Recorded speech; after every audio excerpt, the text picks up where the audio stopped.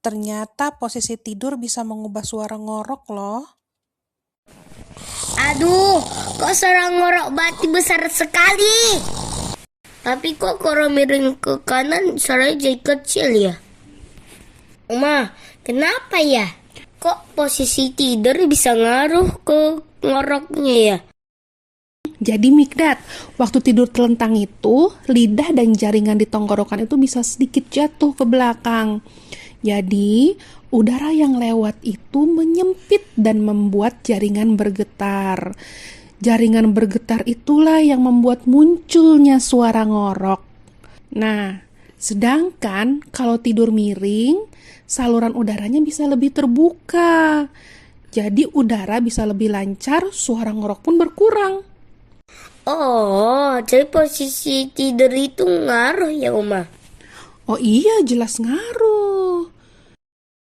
Kalau ngoroknya sering sekali, keras, atau sampai mengganggu nafas saat tidur, jangan diabaikan ya.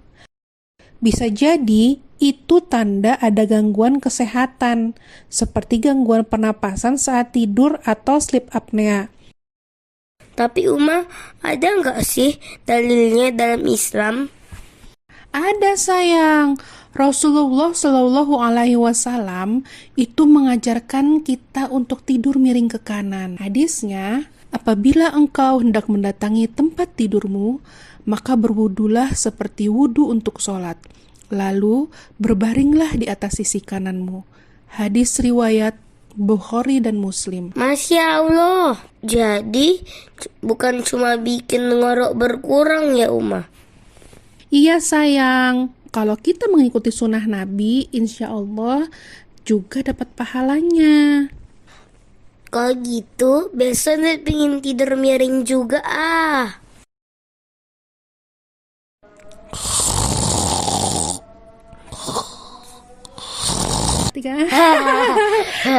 Ternyata Abati lupa miring lagi.